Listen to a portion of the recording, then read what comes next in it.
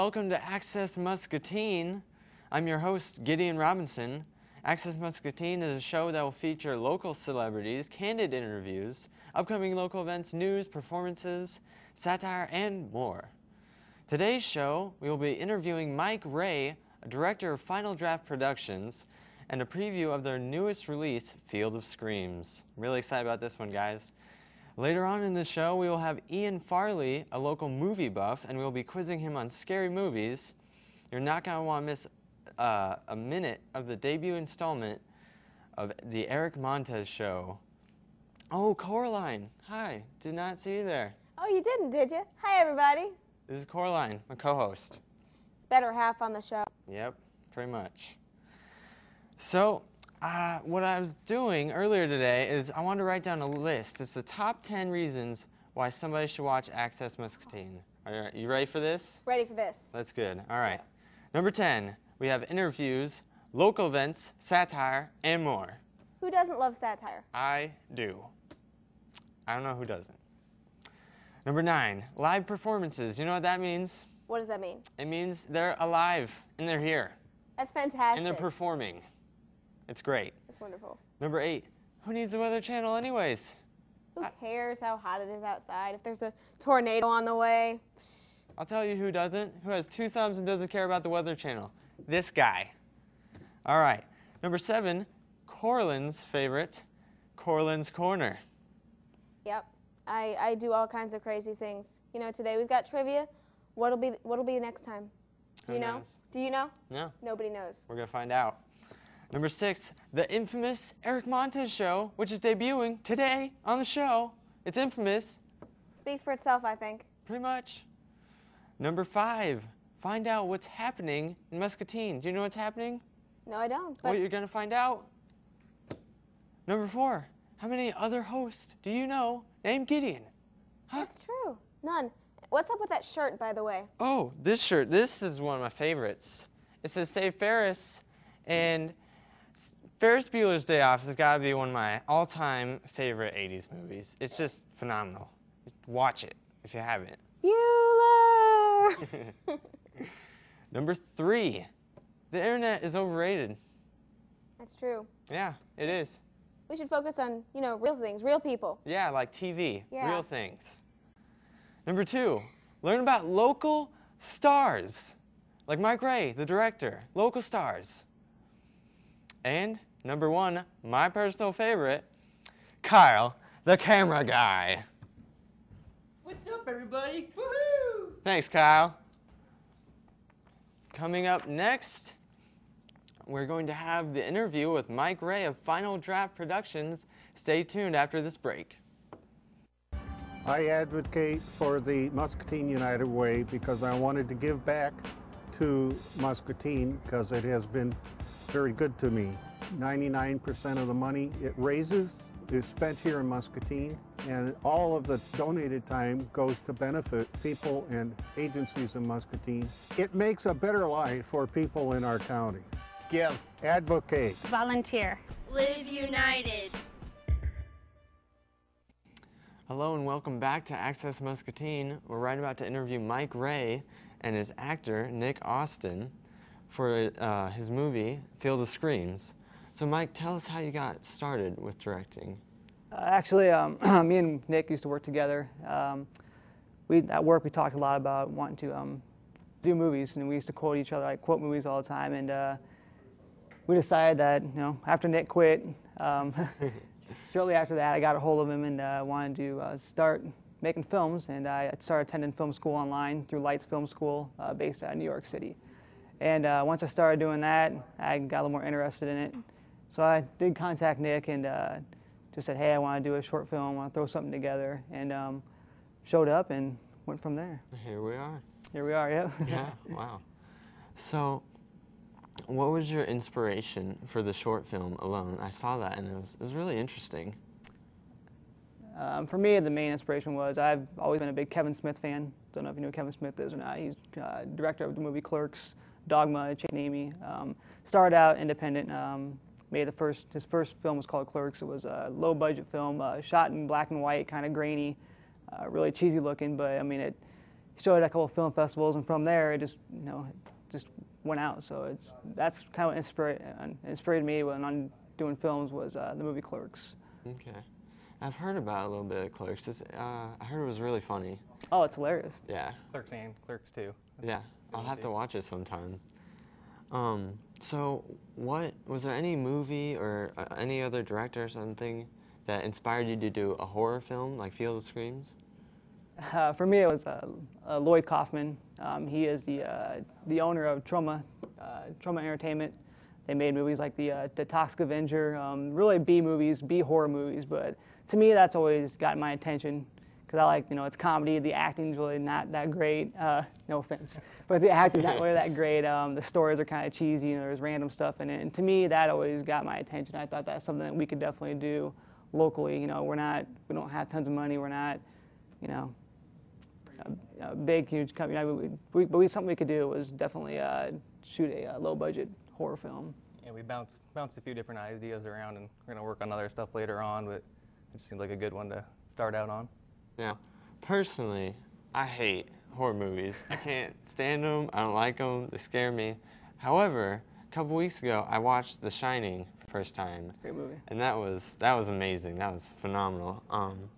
Is there any like really big budget ones that like maybe you're trying to throw something at it, like a throwback to it, or is it all just completely your own? Yeah, if you look at the main character in the film, it's a dark figure. That's a guy that's wearing a white mask. So for me, the Halloween movies have always been like inspiration for me to make like a horror movie. Michael Myers always scared the heck out of me when I saw him. That's what I kind of want to look at. Just a guy who's just standing there, staring at you, just doesn't talk or anything. That gets me more than somebody that's talking to me. So for me, that's kind of an inspiration why I decided to put him in that kind of a figure into the film. Interesting. I always like kind of like the B horror movies, like low budget ones, like Paranormal Activity, all those, Yeah. and the Blair Witch Project. Those are the ones I like. I wouldn't know. But so we actually have your trailer for Field of Screams, and we're going to be playing that right now. So.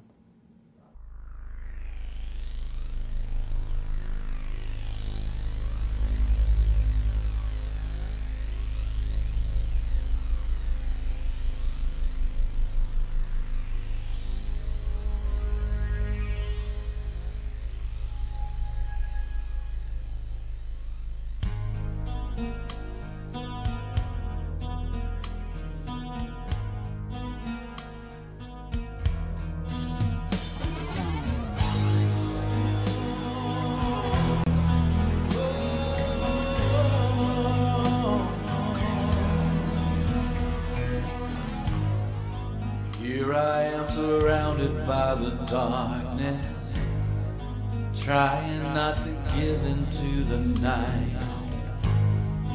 I hear the shadows calling my name, my name.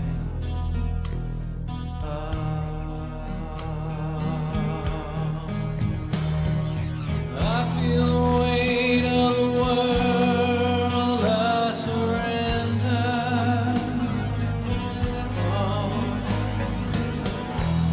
To all those dreams I remember.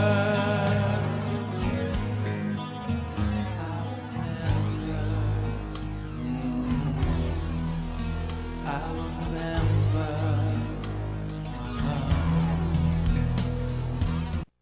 All right, that was the trailer for Field of Screams. Now we're going to show the film Alone, directed by Mike Ray and featuring Nick Austin.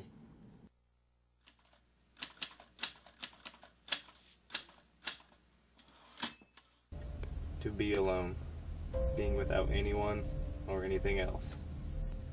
Depressed, to be low in spirits, dejected.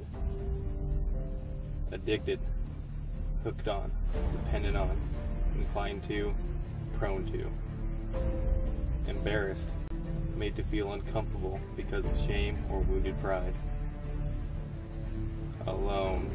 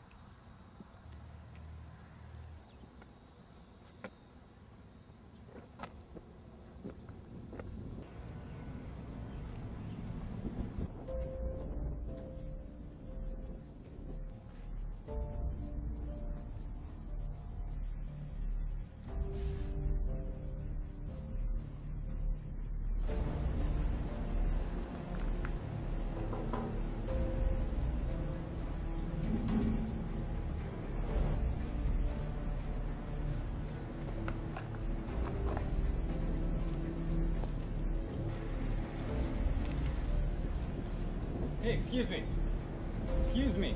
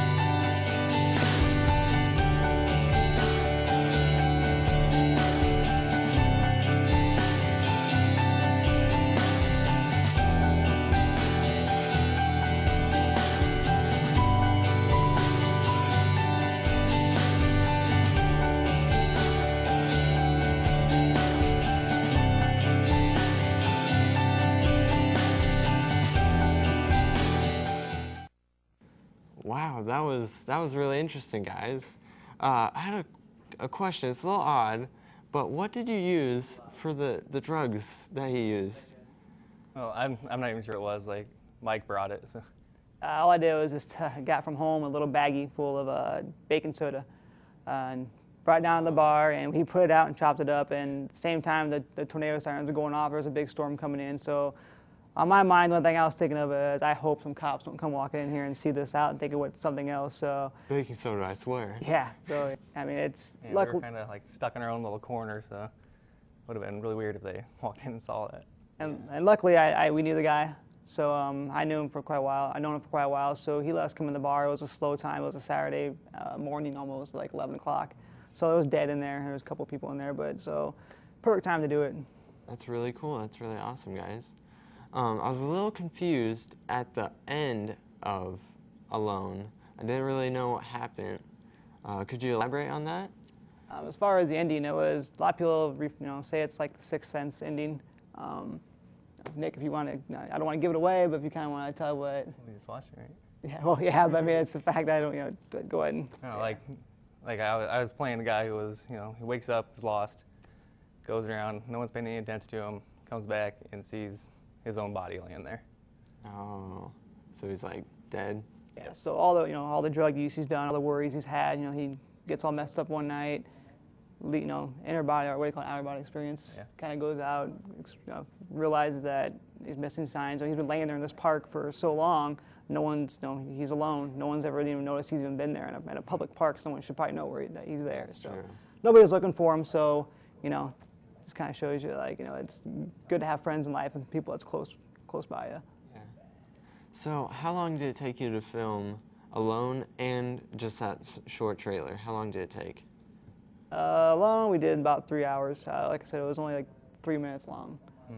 Fill the Screams, when the whole film was... Probably wasn't a whole lot longer, maybe 4 or 5 hours. 4 or 5 hours, which was just, we only had 1 or 2 takes each. We didn't, it went pretty fast, so. Did you do it all in one day? No, Alone was done back in, was it back in September? No. August, maybe? August, back in August. And then we did Fill the Screams in September. Gotcha. All right. Well, that's pretty much all I got. Is there anything else you guys like to say? We do have Alone is it's in the finals of a online film competition got the shirt there, yobi.tv. They got all different kinds of competitions, singing, acting, short films, and we made it past the first round, so we're in the finals, and That starts in December. I think the voting starts. Yep. And then Field of Screams is on another online competition. Film Festival Flicks is the name of the site. So actually yesterday we just found out that was on, they chose it and put it on in a film festival online. So both of our films that we have done are both involved in a film festival online. So, and one's a finalist, which would be Alone, and the Field of Screams is in there. So if you go to our Facebook page, Facebook.com/Final Draft Productions. Can you vote through your Facebook if page? you go to Facebook and click on the links that we have on there, you can actually go to the Yobi website and the You can log in through Facebook on their website. Wow. and the Film Festival website, Film Festival Flicks website, and vote for both. Right now, the voting is closed for Alone because they're waiting for the finals to start since we're in the finals. That starts in December. But as far as the Field of Screams, though, you can go on there now and vote, and we appreciate it, everybody that votes for us. And that takes 3 minutes to sign up on their website and vote real quick. Make sure you vote for Mike Ray. Yeah, for us, we're both in this together, so it's Final Draft Productions is the name of our company.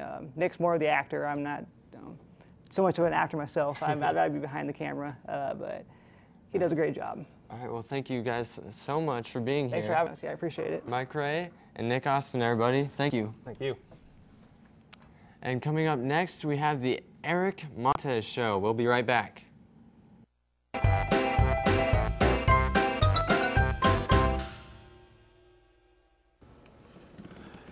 Guys, do not go in there.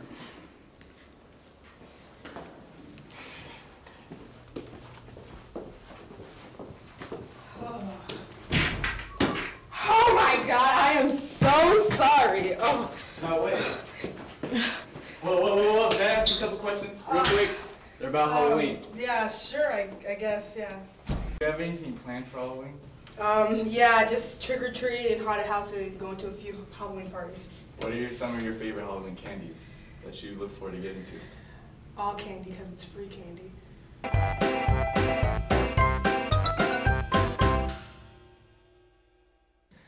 Hello and welcome back. That was the Eric Montez Show, and I really don't know what to say. Right now we have with us Ian Farley, local movie enthusiast, and we're going to be quizzing him on some scary movie trivia. I hope.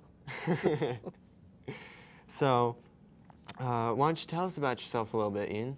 Well, I've lived in Muscatine for about 5 years. I'm a master filer. I work for Sawmills. I'm building the set for the theater here. I've done 3 sets for them now, and work with Corlin and all the other actresses when we ever get around to do anything. So, wow. So you must really, really love films. I do. I don't think there's anything better than movies and television when it comes to portraying humanity at its worst or best. There's nothing better than that. Interesting. That's very true. So what was the first film? Do you remember the first film you ever saw? I would have to say the first film I ever really remember seeing was His Girl Friday with Cary Grant and Rosalind Russell, 1938, 39. And that was the first film I remember watching. And my mother was a huge fan of the old films from the 50s, so I got a lot of Doris Day, Rock Hudson, any of the classics, all the classics. That's what I was raised on, the classics. So my idea of films and acting comes from all those old films. You really appreciate the older things. And, when it comes to horror films, you can't beat the classics. You just can't beat the classics. Exactly. So you do prefer the old movies to the new ones? Oh, I do. Anything made before 1980. If you go to 1950, they tend to be a little more comical. I mean, they're just so grade B that they're comical. But, 1960s Herschel, 2000 Maniacs was really the start of the gore. And anything with Bette Davis in the 1970s when she really lost it and she went crazy. A lot of good psychological thrillers came out then. And 70s really, I think, defined horror films when it came to movies and how far they were going to take it. Can you list a few notable examples? Melvin, which is a George A. Romero film, is a really good one. It's not your new vampire movies where they glitter and all that good love stuff. It's pretty pretty bad. You know, Night of the Living Dead, 1968, was a really great film. If you really want to go back, 1932 Freaks with director Todd Browning is an amazing film. They use all real sideshow freaks, so you get to see the human torso, the half man, the pinhead kids. I mean, and nothing's more frightening than real freaks coming at you. So that's, you know, but again, it's 1932, so true. It's no CGI, no special effects and stuff like that. It's all real, and that's what I think makes a really good horror movie, the realism. Yeah, it's definitely important. Yeah. Was there any newer movie, maybe not just horror, but any newer movie you had high hopes for, and then you saw it and it was just a disappointment? For me, I didn't like The Dark Knight Rises. No. I didn't like Bane. He sounded like Sean Connery with a higher pitched voice. That's what I sounded like. I didn't think he was intimidating at all. The Batman movies, you know, you just couldn't do better than the original Batman movies. And nothing against Christian Bale. He's had some really great movies, but the voice that he did in the Batman movies just completely destroyed it for me. You know, you never had to hear any other Batmans change their voice, but Christian Bale, he talks normal, and then all of a sudden, you know, he's doing this weird thing with his voice, and it's like, through the whole movie, I can't focus on anything good because I'm focusing on his voice, and yeah. Exactly why I didn't like Bane. Yeah. His voice, he just... Well, Hollywood, I think the problem with Hollywood is that they're continually remaking things, whether it's horror films, new films, comedies. They're taking really good movies, and they're trying to adapt them for now, for a new generation. And the problem is that they end up ruining all the magic and all the greatness that the original movie had. And people who have seen the old ones go to it, and they're like, oh, it's depressing. And that's what it is. It's depressing. Yeah. So what was it for you, a movie that just totally destroyed your hopes and expectations? You know, they remade a movie, The Stepfather, which was originally made in 1977, was an amazing horror movie. I mean, just one of the best I'd ever seen. And they remade it, and I went to the theater to see it, and I was just, I left about halfway through it because... Was that bad? It was, well, they just have to make it bloodier and gorier, and pretty soon it's like, you're taking it over the top. They, you know, and, you know, people watching it, oh, this movie's really great. Have you seen the original? Well, no. Yeah, watch the original, and you'll appreciate it a lot more than the new one. So, yeah, The Stepfather, yeah, that was probably one of the most recent films. Other than that, I try to stay away from anything new. Yeah. I like to, you know, like you said, I like classic films and classic horror, so... I mean, I saw The Stepfather. I liked it personally, but I didn't see the original. Got to see the original. But I mean, I thought Penn Badgley did a good job. I liked it. Well, you know, it's nothing against the actors. It's nothing against the directors. You know, it's just trying to take. You know, you don't take a beautiful antique and try to refinish it. Yeah. Right. You know, it's aged beautifully, and so you just let it go with that. You know, you don't take a classic wine and rebottle it. Say, right. There you go, that's right. new wine. You know, you just don't do that. And true. Kind of like with the computer age, you know, they've got the Kindles. I personally, I prefer to have the tangible book in my hands. You know, you can flip the pages and get that new book smell. Yeah, the smell of paper. Oh yeah. This new stuff is just sometimes it's just overwhelming. How much technology is there, and especially when it comes to films, the amount of technology used just takes away from the behind-the-scenes people, the guys who do the special effects and do the makeup. Well, you don't have to, because we could just click it out with the mouse, and there you go, you're good. You know, right? Yeah. It's skills that we lose, especially when it comes to television and theater and movies. It's lost. Is there any newer movie that you like really appreciate, all like maybe the technology they used, maybe like Avatar or something? That was a pretty heavy. Yeah. one. You know, I can't say that there is, because I have never really found a movie that really does a good middle ground. You know, the new Star Wars films, I mean, they're not new anymore, obviously, but when they came out, the computer-generated special effects was just insane. You know, I mean, everything, even the monsters, the people, everything was just... Space battles. Yeah, you know, and you look at the original one, yeah, I mean, it's a model ship this big that floats through space, but the characters were costumes, and they looked real. So I would say no. A good middle ground is hard to find. Alrighty, well, I have got some trivia questions for you based on scary movies. And let's see how many you can get right. All right? I'm going to fail. Are you ready for this? Yeah. Okay. Question number 1. In Francis Ford Coppola's 1992 film Dracula, who had the title role? Dracula? Yes. Gary Oldman, come on. All right. That's 1 for 1, guys. Okay. Number 2. 4 years prior to the release of Dracula, the lead actress Winona Ryder also had a lead role in a Tim Burton film, which soon became a cult classic. This film is perhaps best known for a scene in which a group of people at a dinner party are possessed and forced to dance to Harry Belafonte's Deo. What movie is this? Beetlejuice. Ah, yep. All right. In the Ring films, what is it that people must not do unless they want to die in 7 days? Watch a film? Yeah, watch an evil video. Oh, okay. I mean, it's not specified. Never saw it. So. Oh, that was pretty good for never having seen it, right? Okay. Number 4, what is the name of the company mascot that is supernaturally enlarged to enormous size and imbued with evil intent in Ghostbusters? The Stay Puft Marshmallow Man. There you go. Yep. He's good at this. Come on. Okay, number 5.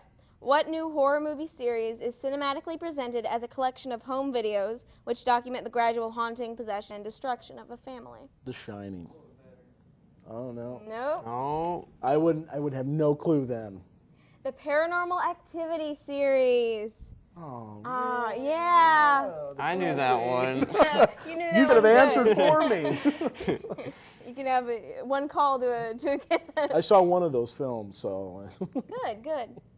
Okay, number 6. Ranked number 1 on IGN's 25 Scariest Movies of All Time list, this 1973 film has had many reincarnations and reinterpretations, but as per usual, the original remains ultimately the most frightening. Can you name it? Hint. One of the more iconic scenes involves crab walking. Oh, The Exorcist. Yep, Nice. yep. I wouldn't have got it without the hint. That's why I put it in there. And crab walking, that's the staple of that movie. Oh yeah, it's terrifying. Okay, number 7. Alfred Hitchcock stunned horror fans with his 1960 film, which contains an innovative sequence that has since become quite a common occurrence in scary movies. Let's just say it involves a shower curtain. Name the film. Psycho. Okay.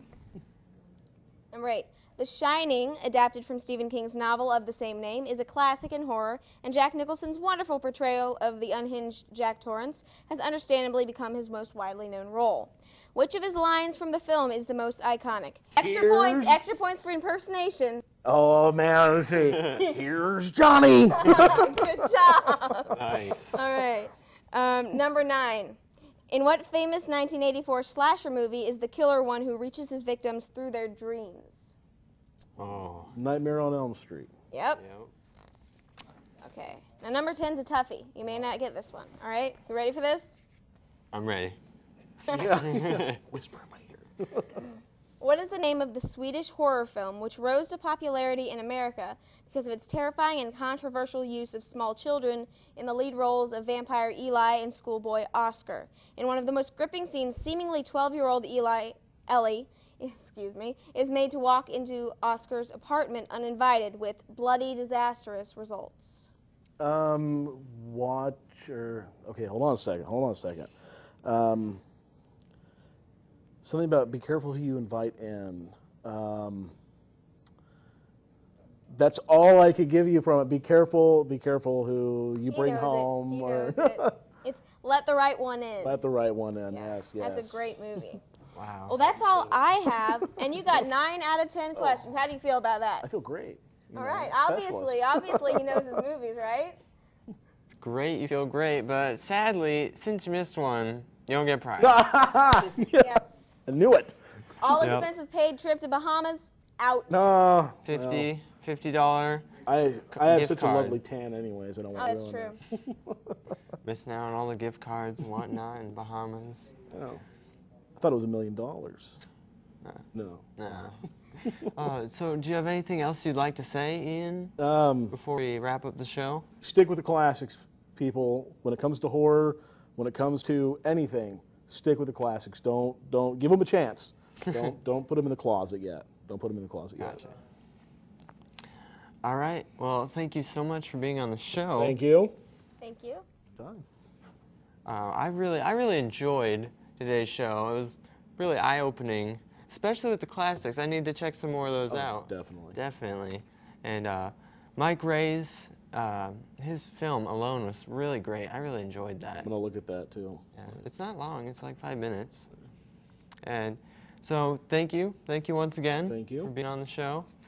And stay tuned for next week's show. And thank you for watching Access Muscatine, because when you reach for the stars, the sky is the limit.